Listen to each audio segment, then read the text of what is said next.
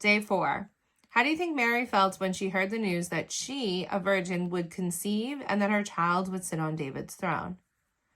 Mary likely felt a mix of awe, confusion, fear, and humble wonder upon hearing the angel's message. She was genuinely puzzled, even overwhelmed by the angel. She could have also felt unworthy or inadequate, afraid, or honored.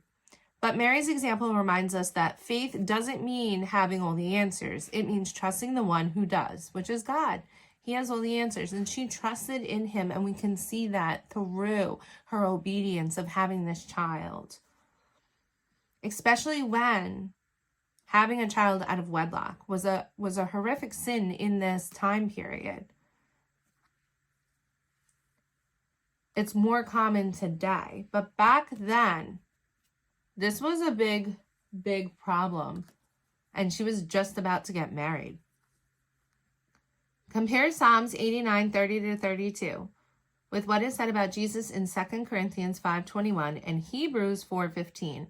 In what ways is Jesus very different from the other kings from David's line? Psalms 89:30-32. We see the descendants of David, those kings who failed to walk in God's ways. It reveals that disobedience brought punishment, and historically, David's descendants were often sinful, idolatrous, and rebellious. Their failures led to judgment and exile, and you could trace that through who they are with that genealogy as well.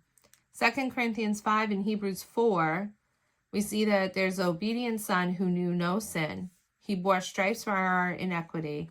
He was perfectly fulfilled the law and God's will, became the source of mercy and forgiveness. And so the last thing it says, spend time praising God for sending Jesus to be a righteous and just ruler.